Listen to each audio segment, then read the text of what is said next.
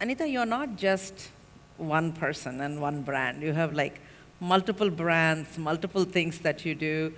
Can you run us through what are all the different businesses that you have?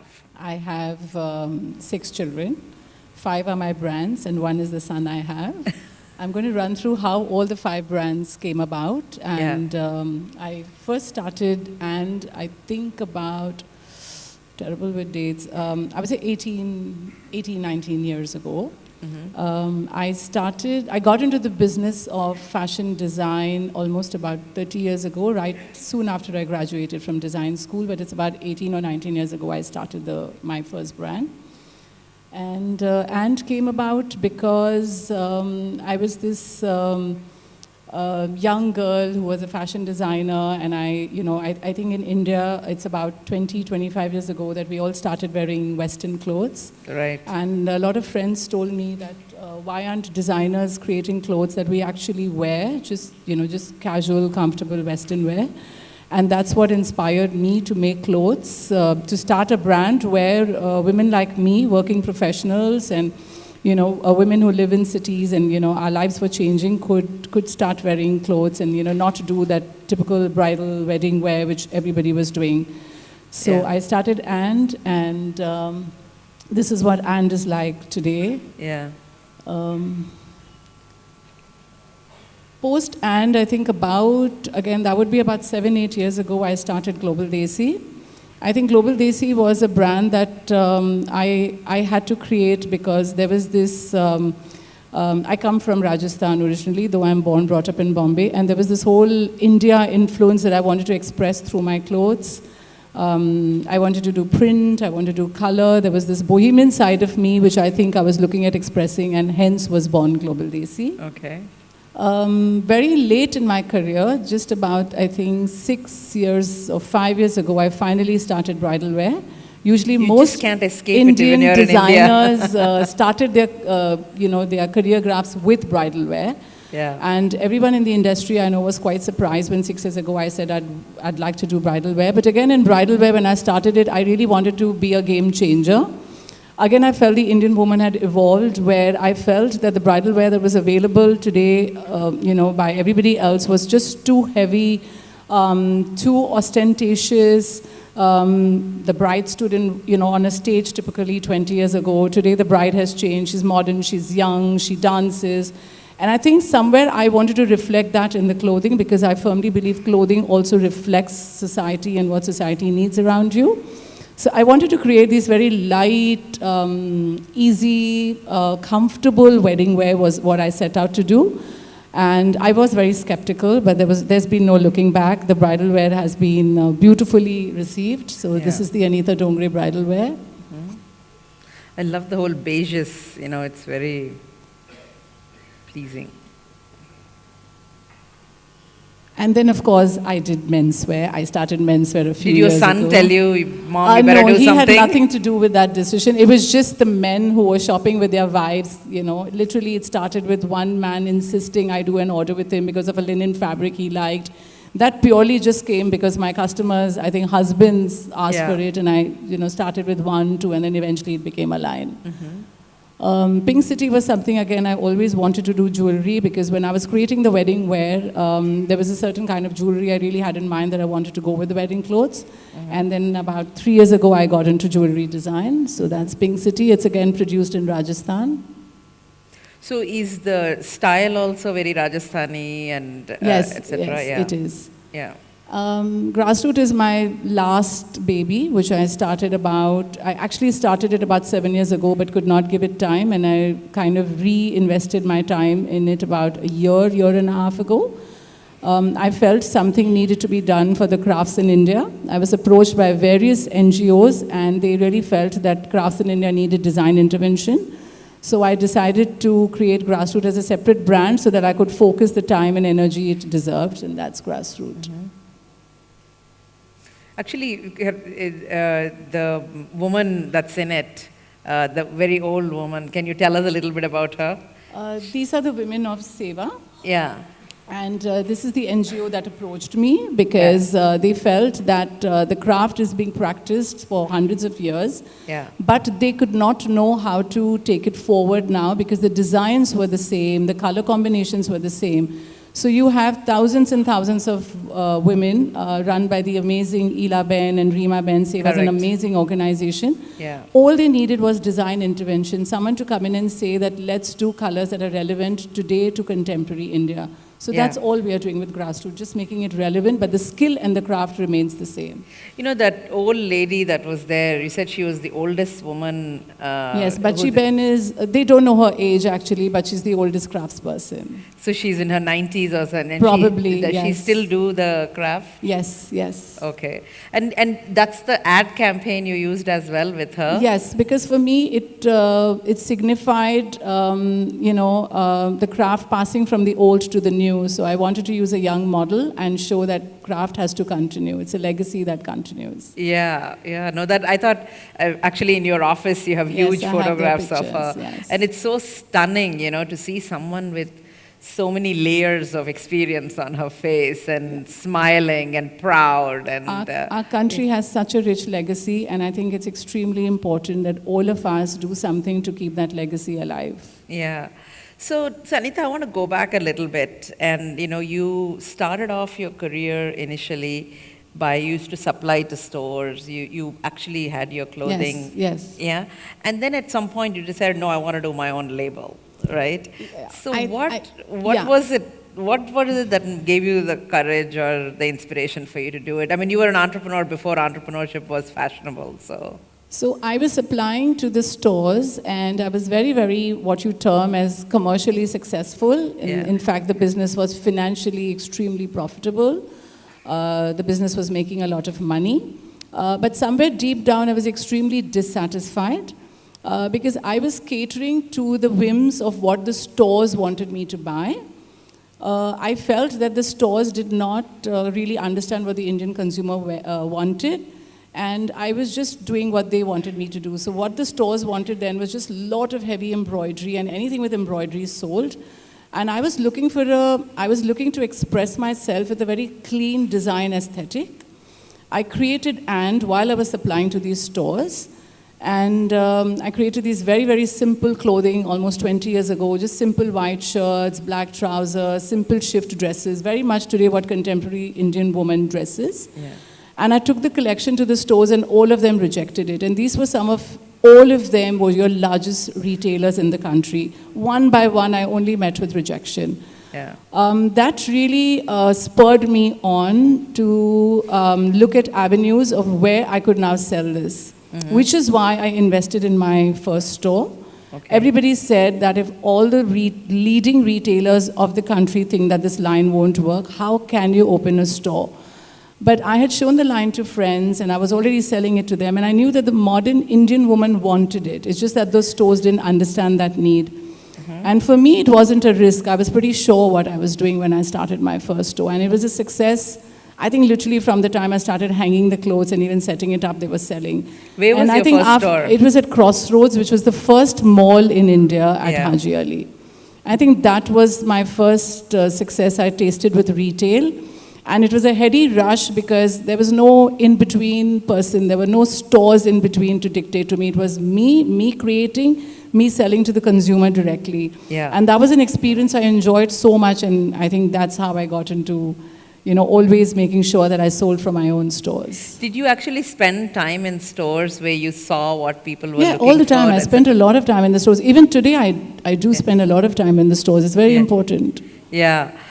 And, that was with one store to 5 brands to you're a large company. You're a house of Anita Dongre now, not just one brand. So you're a very creative person. You are the one who creates the brand, but you're also this, running the business side. So did you have to kind of train yourself on the business side, or do you separate it and outsource it? How do you balance the creative and the business side? See, I think deep down there is a business side to me, and I understand the business of fashion. I won't say that I enjoy it. I understand numbers and I understand all of that, but then the creative side of me has taken over. So I leave it to professionals in the company to do that part of it. I mean, there is sometimes I am doing it, but I think my yearly resolution always is, and it's a resolution I make year after year. I think it's the same resolution: spend more time on creative and less time on the business. But it's still a balance I haven't achieved. So, I had an opportunity about 3 days ago. I went to Anita's office, and as she joked today, both of us are dressed much better today. We both were in our casual clothes. And, Anita, fashion is a very glamorous field. In some Yes. ways, some people may even feel it's a superficial field. It's about looks and being skinny and all that.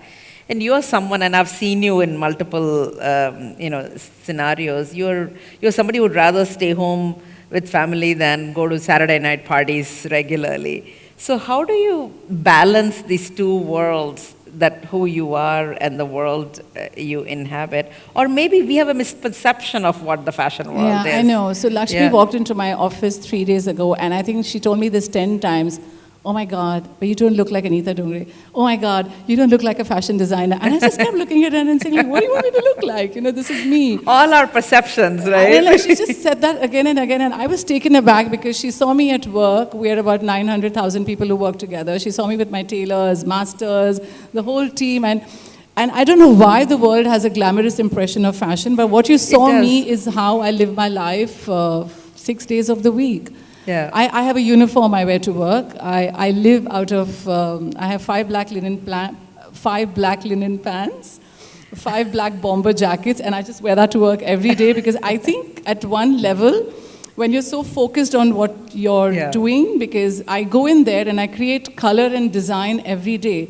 So then probably there comes a point when you just want to wear a black uniform to work and just go there with blinkers on. Focus on others and what you're creating for others. Yeah, it's just comfort then because you're in a factory. So that's what you saw me is how I am every day. Kids and comfort clothing. I mean, and also as a company, you're creating employment to a lot of people. You're training a lot of women. So tell me a little bit of the social side of this. You've adopted some villages now to train the women. So in what way do you feel your fashion brand can actually bring social equality out there? There's so much we can do, Lakshmi, and I think we've just begun. This year has been great for us because we've just, the entire company as a whole is thinking about social responsibility.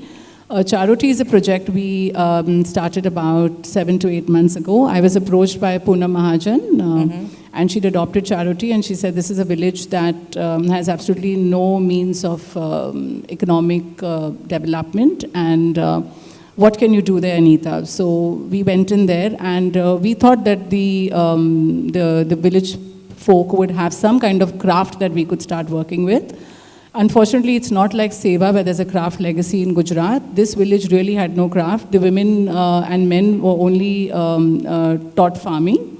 So there we had to go in and teach them. So we set up a sewing institute. People from my company are still there, stationed there. And we've just begun an actual workshop where we've trained the women in stitching and a little bit of basic embroidery. And we sustain that unit by providing work to it 12 months of the year. I mean, it's our responsibility. We are now going to adopt another village next to Charoti. So this is, I would say, skill development work that we are doing because I've always firmly believed that it's important to take work to the villages, and the village people should not come looking to overcrowded cities for work. So this is something we want to do a lot more of. That's one aspect. And then second aspect is grassroots, where the entire premise is to keep our craft legacy alive. And that can only be done with design intervention, like I said earlier, to make it contemporary. So we've started working with various clusters. We've just begun with about 5 clusters. India is a huge country, and I think the rest of my lifetime would be less to do what can be done in this country. So this has to be really a collective movement. And a lot of designers are now doing this, and it's not the responsibility of any one person, it's a collective movement, which luckily today is taking shape. Yeah. Throughout the day today, we've been talking about entrepreneurship, investors, and, your ideas versus everybody else's, and how do you balance it, etc. Now, you as a company, you have external investors, and you're a very creative company. It's a lot of it is your thoughts, your ideas, etc. So what sort of things were you looking for when you brought in an investor who would, it's important that they understand who you are. So what kind of process did you go through? See, when we took on General Atlantic, it was actually, I do have a global vision in mind, and General Atlantic is based in New York, and I would, of course, the business in India is growing organically every day. I thought they were the right partners to also take our expansion globally when it happens. We just saw them as the right partners to go ahead with. Sorry. So let's talk a little bit about the global expansion. So where would you like to go? Where are you already and where would you like to go? No, we're just a very India-focused company right now, but we're hoping in a year or so to take baby steps to global markets. Yeah. So where would you love to see House of Anita Dongre go? I would love to see grassroots, everywhere in the West. I would love to see it in the US, in Europe, Canada, wherever it, because I think there is a market for it there. So and I think it's very, I think personally what I really have a passion for is to, and I strongly feel about India. So I think I want to see a fashion brand that takes Indian craft global, with great quality and great Indian design, but with an international appeal so that a global woman would want to buy it and it to be a true reflection of what India can be, because India has always been this country where all the international brands have just come in and sourced us for cheap labor. Yeah. And we've never really, we don't have Indian brands that have gone and become brands globally. So there is that desire to do that, and I hope I can be successful in that as how I am in the country today. So when you go to US or when you go to other countries, do you want to go with like a grassroots certain brand or all brands? I think I would start with grassroots because that's the brand I feel most passionate about, and I think Indian craft needs a global platform. Yeah. And so in grassroots, which are some of the organizations you're working with? You talked about Seva. Are they working with any other organizations? We're working with Seva. We're working with Sally Holkar. She's doing some amazing weaves in Maheshwar. These are the two big NGOs that we're working with. Yeah. So what do you do for fun when you don't go to a fashion show or anything? What do you love fashion to cook? shows are not fun for me. They're hugely stressful and too much of work. Yeah, those are the necessary evil you got to do. Yeah. So They're what do you like others. to do for fun? Do you like watching TV or cook No, or hang out? I don't watch television at all. Just listening Not to even music. Netflix? No, just listening to music and dancing. So what kind of music do you like? I listen to all my son's playlists. House. Yeah. Your son teaches you a lot about contemporary music. No, I just borrow his playlist. I mean, he and his friends listen to the coolest music, so that's what I listen to. So right now, what's your favorite? What are some other your favorite music? My favorite song right at the moment is Cheap Thrills. It's Friday night. I listen to it all the time. Yeah. How about movies? Do you watch movies much? No, it's quite strange, but I do not watch movies. So you're in fashion, and I'm sure you've been approached to design for movies. Yeah, all the time. Bollywood. Yeah, but I don't design for movies. No, I don't have the time. No. Okay. There's no director, no actor, nobody you kind of say, oh, that one I'd like to design for. All the actors and actresses wear Anita Dongre, but I will not design for films. Films don't need designers; they need stylists. I'm not a stylist; I'm a designer. So somewhere I don't think I would find creative satisfaction. And the world of Bollywood is very chaotic.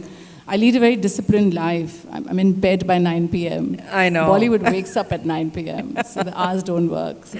Yeah. So in all your travels all over the world, wherever you've gone, what are some of the places where you loved being? I love Rajasthan. Okay. And Which I love part Italy. of Rajasthan? I am from there, so I do all my shoots in Rajasthan, and I work out of Rajasthan. My entire craft of Gotapati for the bridal wear, my pink city is from Rajasthan.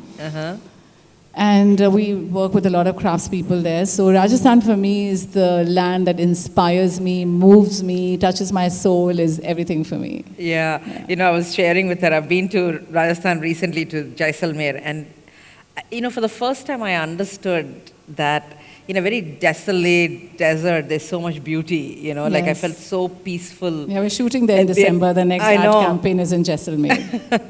Yeah.